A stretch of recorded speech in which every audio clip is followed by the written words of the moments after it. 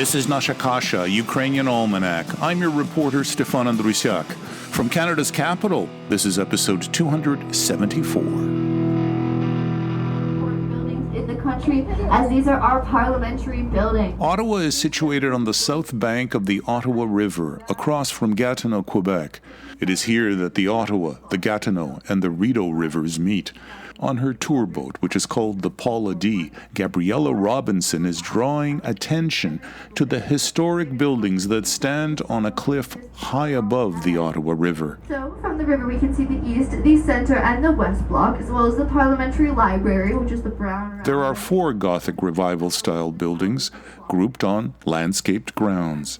These are Canada's Parliament buildings. They are the real and the symbolic center of Canadian government. All Canadian legislation is debated, voted, affirmed, and passed into law right here.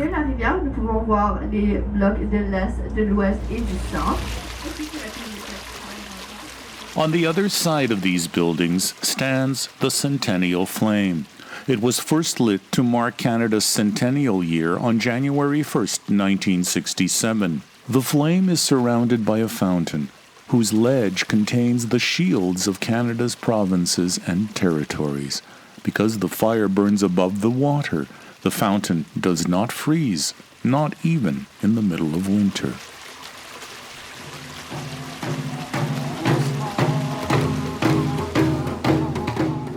It is Sunday, August 22nd, 2021. On this morning, the flame and fountain are surrounded by row upon row of children's shoes and toys. Brought here by visitors, the artifacts testify and mourn children whose remains have been discovered in recent months in unmarked graves associated with Canada's Indian residential schools. The Ottawa Citizen newspaper reported that as of Friday, 5,409 bodies have been discovered so far. About 100 feet from the flame, the fountain, and the shoes stands a teepee. In front sit hikers who, on July the 18th, set out to walk the 500 kilometers it takes to travel from Sudbury, Ontario to Parliament Hill. They call their trek the Blinding Light Tiger Lilly March. Clocking 20 kilometers a day, it took a month. The group grew to 60 by the time it reached Ottawa. Along the way, they posted this call to action on their Facebook page. Are walking for all of those babies who didn't make it home, those children who were taken from their parents. We're walking for our children, for the future generations of this country. We're walking so that we are no longer held under these policies that allowed these children to be taken from us. We want to laugh, we want to heal. We want to prevent these things from happening again. Change needs to happen. And the only way it's going to happen is if we all come together, all nations to Ottawa. These hikers are also in Ottawa to convince the government to further amend the Indian Act. It was created in 1876 and has since been amended. In its original form, it allows the government to control most aspects of Aboriginal life: Indian status, land, resources, wills, education, band administration, and so on. Canada's first Prime Minister, Sir John A. Macdonald, himself said in 1887, after the residential schools began to operate, quote, "The great aim of our legislation has been to do away with the tribal system and assimilate the Indian people in all respects with the other inhabitants of the Dominion as speedily as they are fit to change." End of quote. Section 116 of the Indian Act dealt with truancy. Children could be sent to any school the government chose. An officer could enter into the home of a parent to detain a child and to use whatever force necessary to do it. That practice was stopped, finally, in 2014. What is remarkable to me, the observer, is that there was no demonstration of anger here. Forgiveness is foremost in their mind.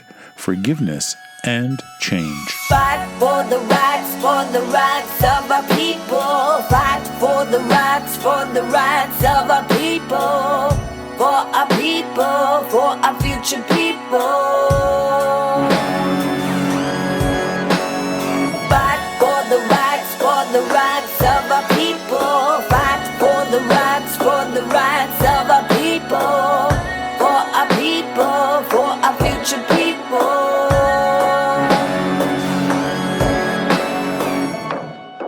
Inuk singer-songwriter Kelly Fraser and Fight for Our Rights. Kelly Fraser died in December 2019. She was 26.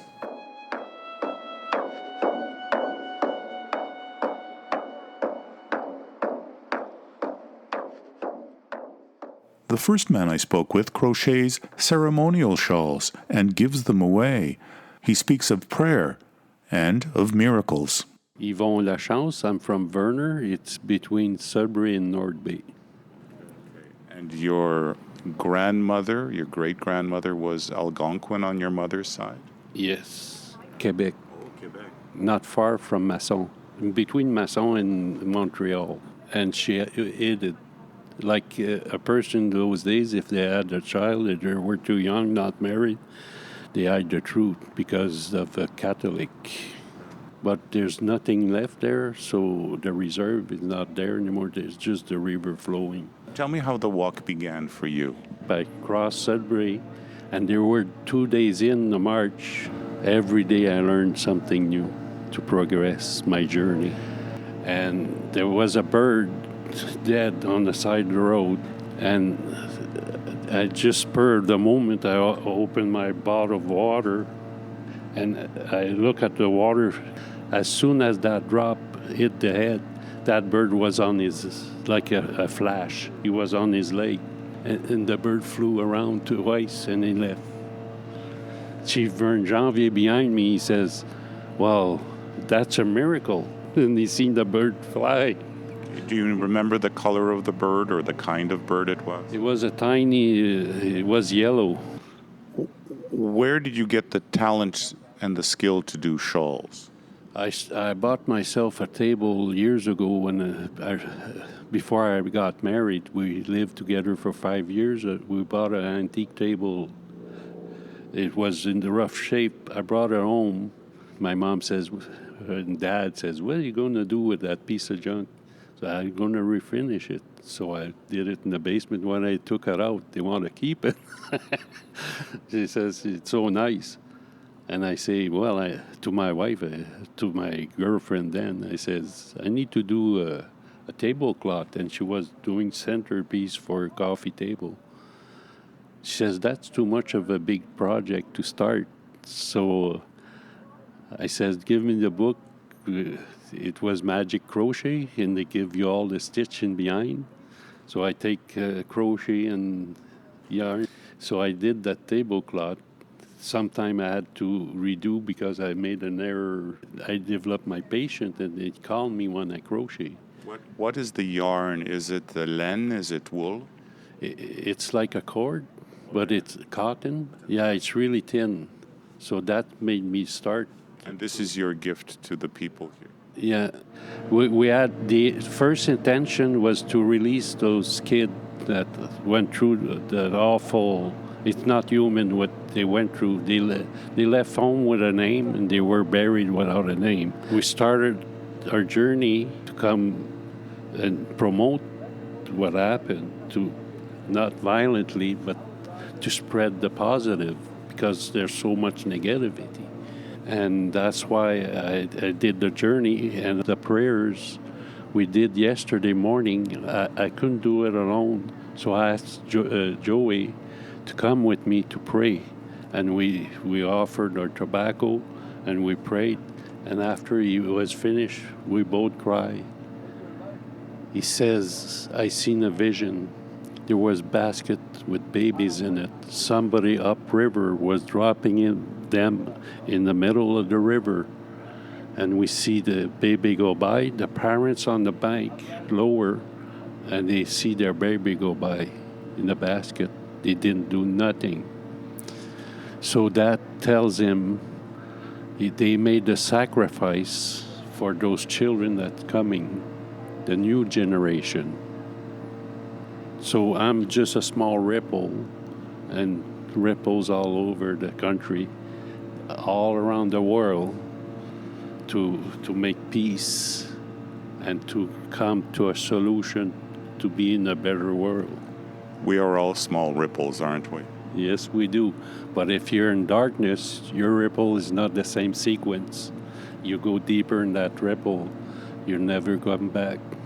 Bonne chance, Monsieur Lachance. Thank you. Thank you. Miigwech is stronger. Thank you very much. Miigwech.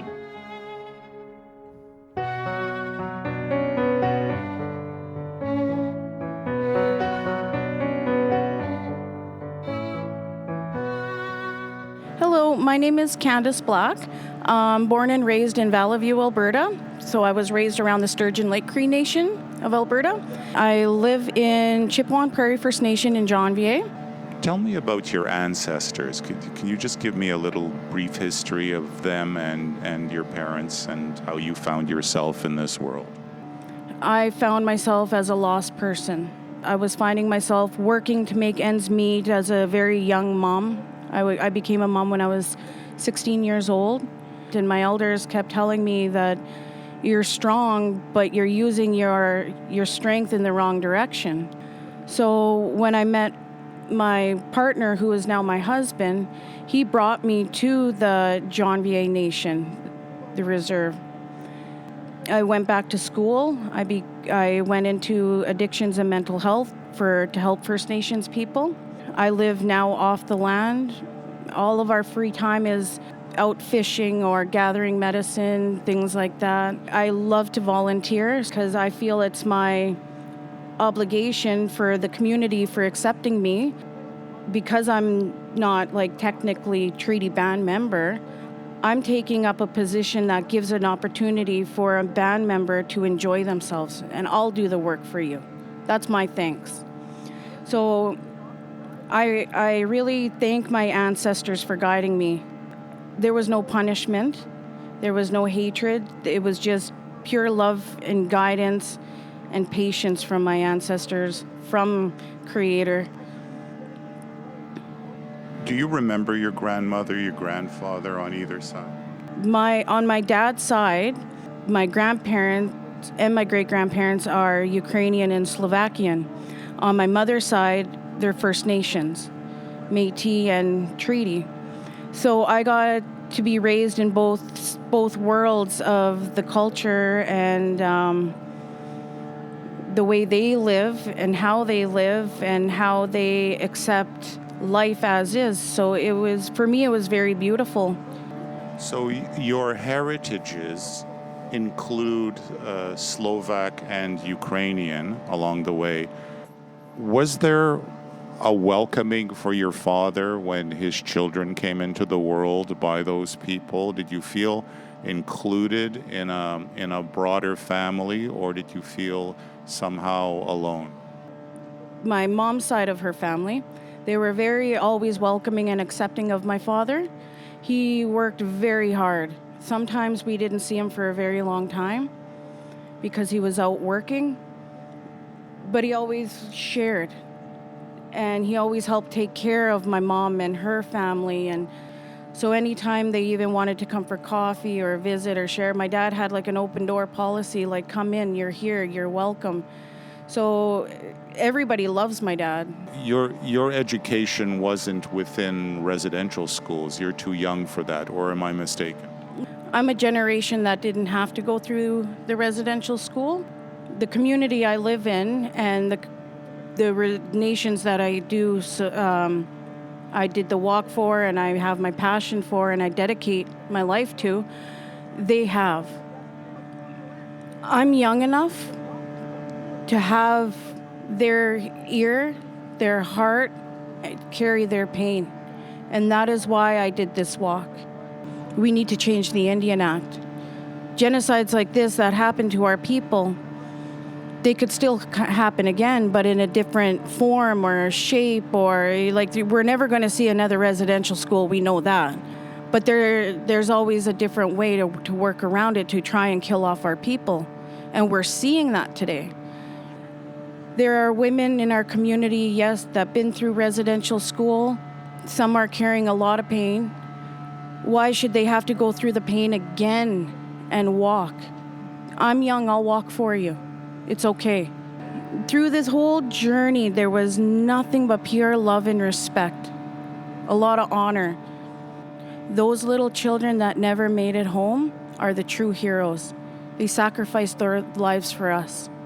I'm just doing what they're asking me to do.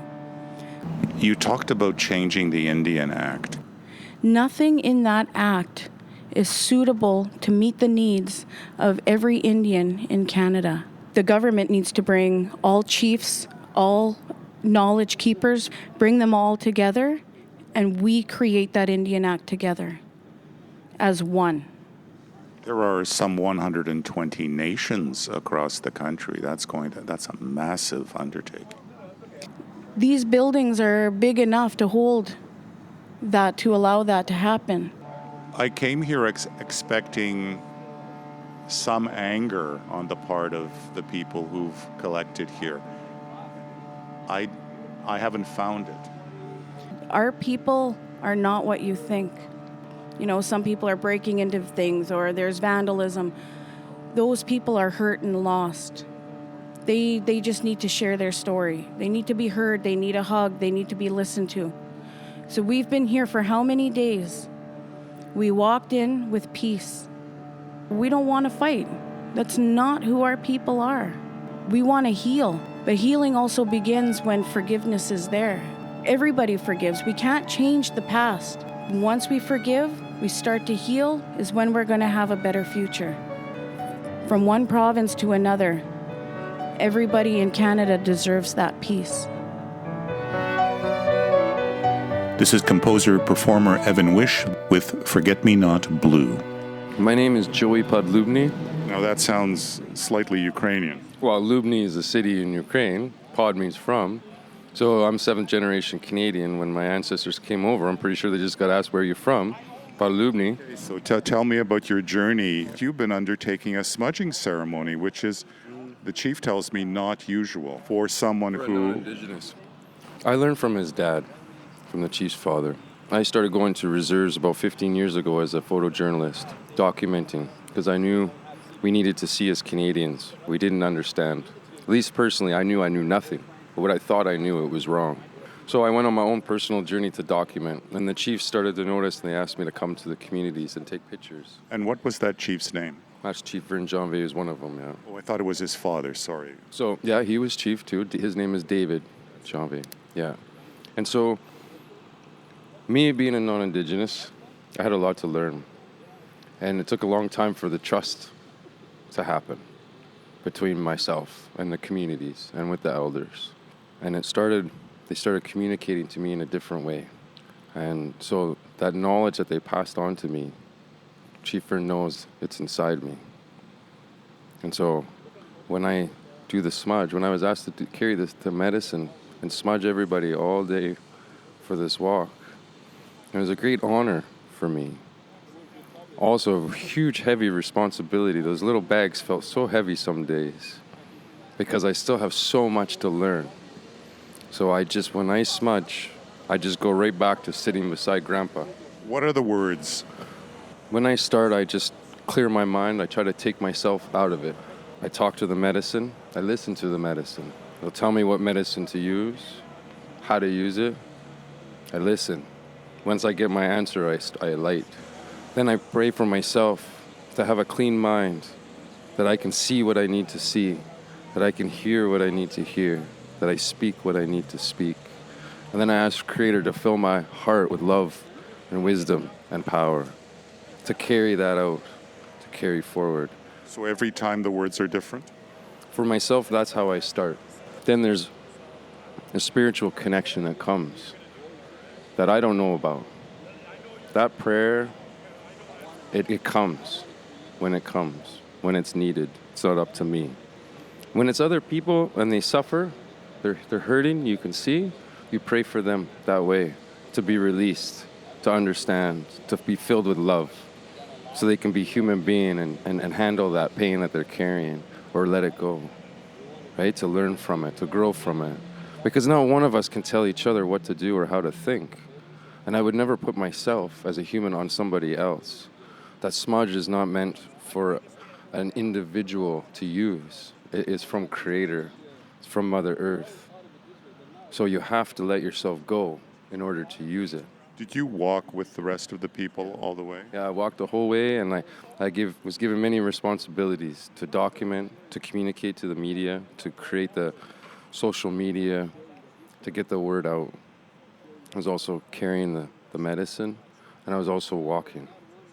And all of the people that came from the outside, they were all sent to me so that I could point them in the right direction, who to talk to, what to do. When people come up, do they know that you, because the chief asked me if I wanted to be smudged, and it was actually quite a cleansing experience. So not many people know about it. It's closed. These walls, these buildings around us, this parliament at one time, shoot people for smudging. Shoot people, put them in jail for doing their ceremonies because they didn't understand it. So for many years it was protected by the people that still had that knowledge. They wouldn't let it out because it was just getting stepped on. It was just getting pushed aside. It was just getting buried like those children. So this is a new time, a new age where I, as a human being, and I'm recognized as a human being, I'm allowed to do that. I'm allowed for it to be open. The medicine said it's okay. Grandpa said it's okay. We have to move forward together. So even though it's not about me, it's good to have a non-Indigenous person participating in this change beside a chief. That non-Indigenous person, you, is of Ukrainian background. Yep. And what were the stories of your parents and ancestors and their relationship with the First Nations where you're from? My mom's side has the stories. My dad's side, farming, 7th generation, those stories didn't carry forward. It was all about hard work and service. Become a firefighter, become a doctor, become a policeman, serve your people, serve your community. That was my dad's side, the Ukrainian side. My mom's side, the Vandenemiel side, the Dutch side, she's the one that embraced that full love from Creator and let it flow through her. She taught me that. She taught me that unconditional love that a woman has for her baby. She gave that to me. So that's a human being thing. It's not a cultural thing. That's a human being thing. And I grew up in the bush, very isolated. My dad was a forest ranger. So I was always separate from this world.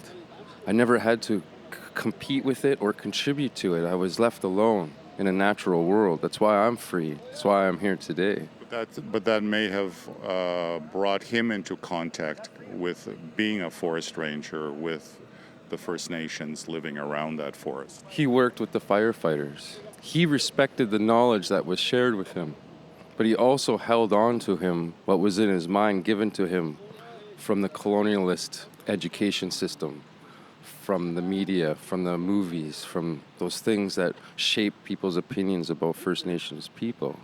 He was still impacted by that. But he had respect for other workers, for other human beings and other knowledge. That's what he had respect for, and still does.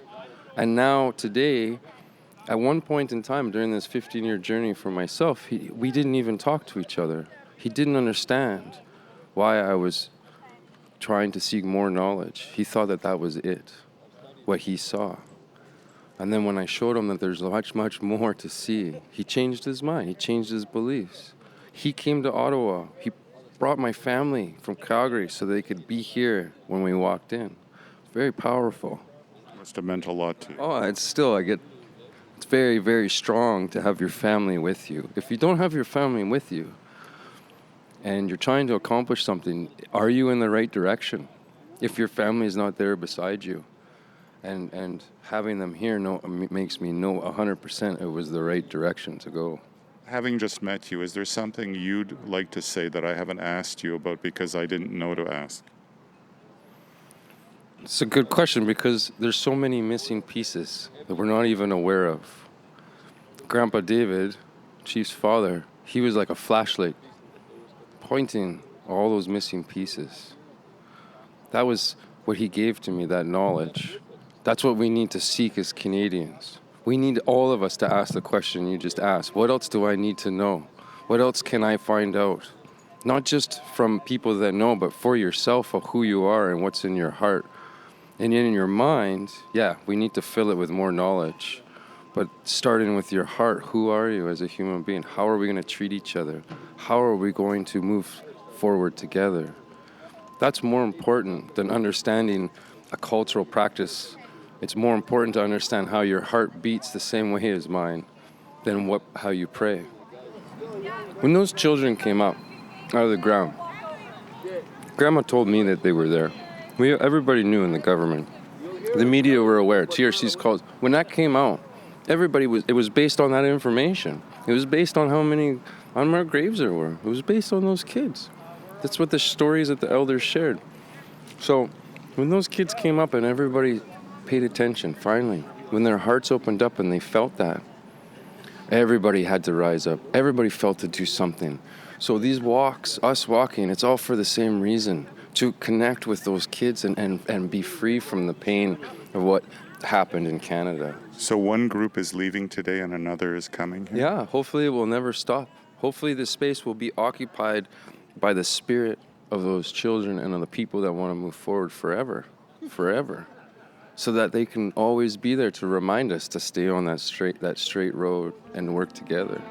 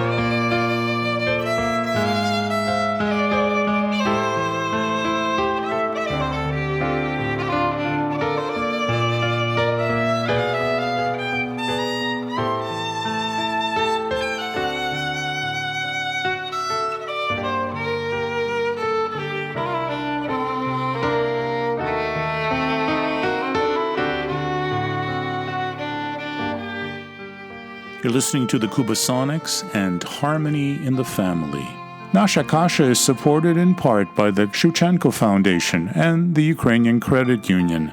New Pathway Ukrainian News delivers news and insight every week in English and Ukrainian. Subscribe today at newpathway.ca. Back in a week, God willing. До милої зустрічі за тиждень часу, дорогі слухачі.